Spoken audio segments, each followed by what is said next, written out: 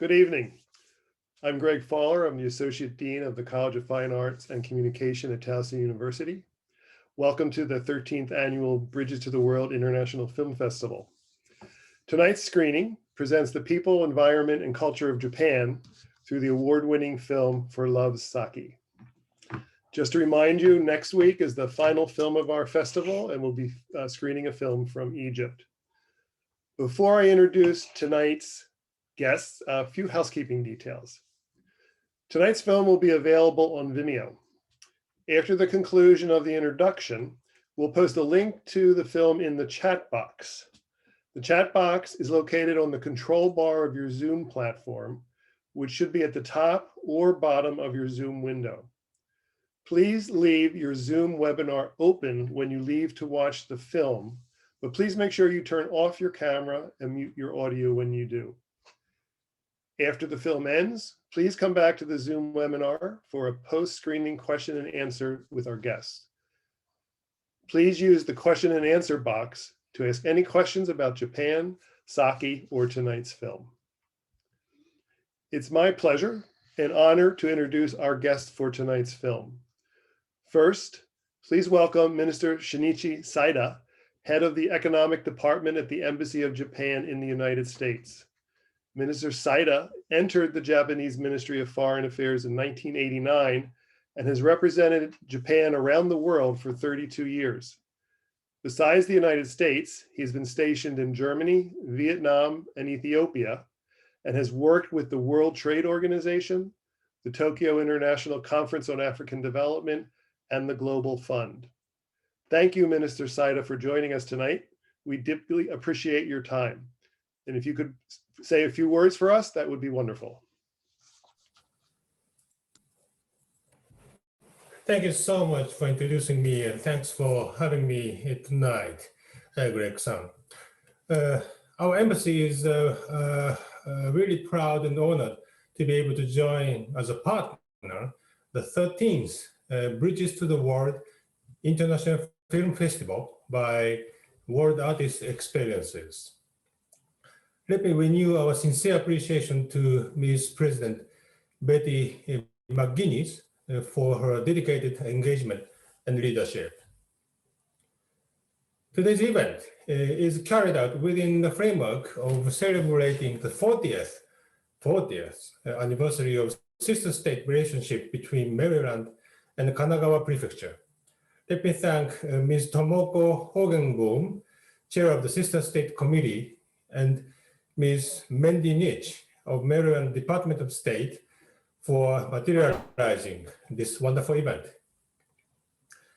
We provided a fascinating award-winning movie, Koi no Shizuku, in English, For Lover's Sake, or Lover's Sake, to be soon introduced by Mr. Reed Hessler, long-time famous DJ at Baltimore Public Radio WBJC, and he's also a great fan of Japanese movies, even teaching Japanese movies at Johns Hopkins University. I'm really looking forward to his remarks, as well as the Q&A time he will kindly offer after the screening. Thanks for attention. Thank you, Minister Saida. Appreciate that. I would now like to introduce Ms. Mandy Nitch. Mandy is the Director of International Programs in the Office of International Investment and Trade, the Maryland Department of Commerce. Prior to working for the state of Maryland, Mandy taught English as a second language in both the United States and overseas, including in the Kanagawa Prefecture, Maryland's sister state in Japan, the 40th anniversary that we're celebrating tonight. She earned her master's degree in instructional system design with a concentration in teaching English as a second language from the University of Maryland, Baltimore County.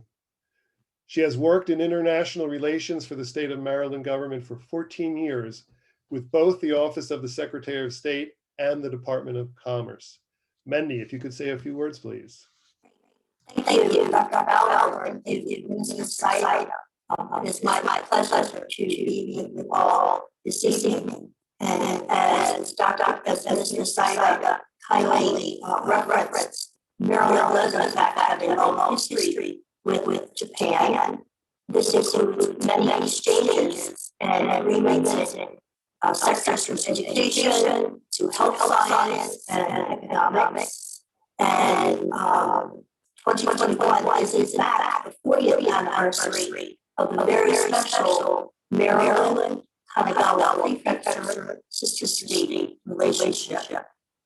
And this evening's film, although it's about Hiroshima, we like to say that our sister state partnerships are really a door into those countries. And so, and we appreciate any opportunity for our Maryland citizens to have the opportunity to get to know Japanese culture.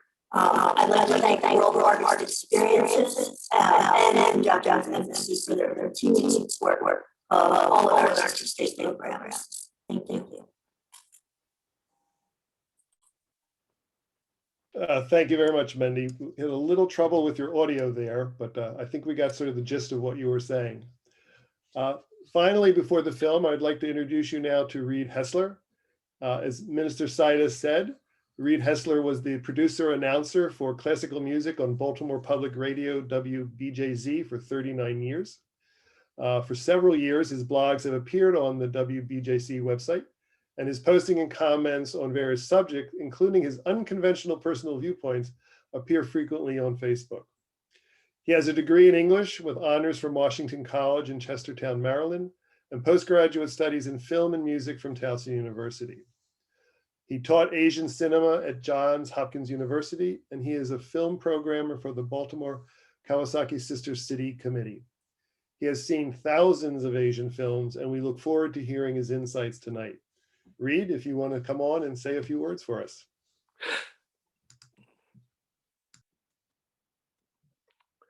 Well, thank you, my old friend and former professor, Greg Fowler. And I do want to mention that today we are also honoring the birth date of the Emperor of Japan. It has been quite an honor for me to meet Minister Saida tonight. So thank you very much. The film we are about to see, For Love's Sake or For Love's Sake, actually I'm told the literal translation of the title is Love's Water Drop. Love's Water Drop, which may be more appropriate because the film, in addition to being an overview of the sake industry and business in Japan, is also a romance. Now, although the film is fictional, it deals with many true aspects of the sake industry in Japan in the 20th century. Long thought to be the premier drink of Japan. In the 20th century and throughout the century, the production of sake actually became lower quality in order to be more efficient. The production of sake is a very laborious process. It requires the polishing of the rice, the fermentation of the mash, not only a lot of hard work for days and weeks, but a long period of waiting in order for it to come to fruition. Well, in the 20th century, the shortcuts were devised to make the production of sake more efficient. And particularly after World War II, there was an attempt, because of the rice shortage, to actually pour alcohol directly into the sake mash. And little by little, the production was more efficient, but the quality did decrease.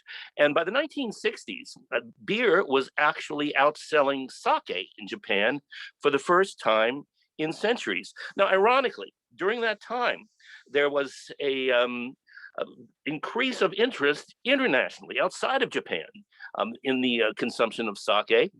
And the sake brewers frequently came up with very fast ways to make a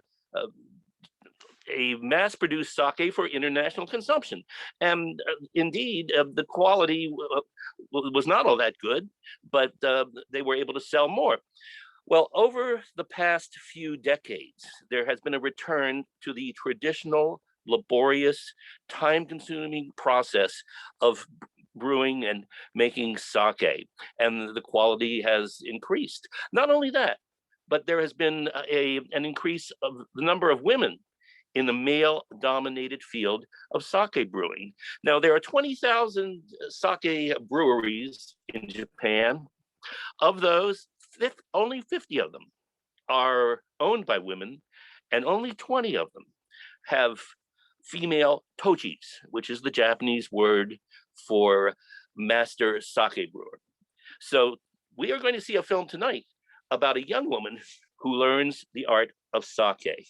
Now, one thing she learns, yes, it's a slow process, and that slowness is necessary for the quality, but it is also necessary to create a reverence for the sake, that one cannot brew it properly if one does not have reverence for it.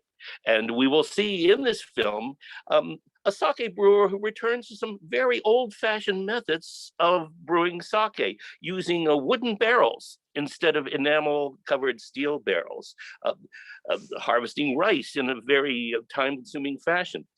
Now, if you look at this film on paper, the story, it might seem like a very sentimental melodrama, but it is anything but, because it is so well acted and written and directed that it seems very realistic, very naturalistic. These are people I would like to spend some time with. A very charming movie, and in many ways, it reminds me of a Hollywood movie, a Hollywood comedy romance of the 1930s, and indeed, the Japanese Shomengeki, the drama of the little man that also flourished in the 1930s, the stories of the common people. And I cannot think of a higher compliment than to say that about this film. So for Love Sake, I hope you enjoy it.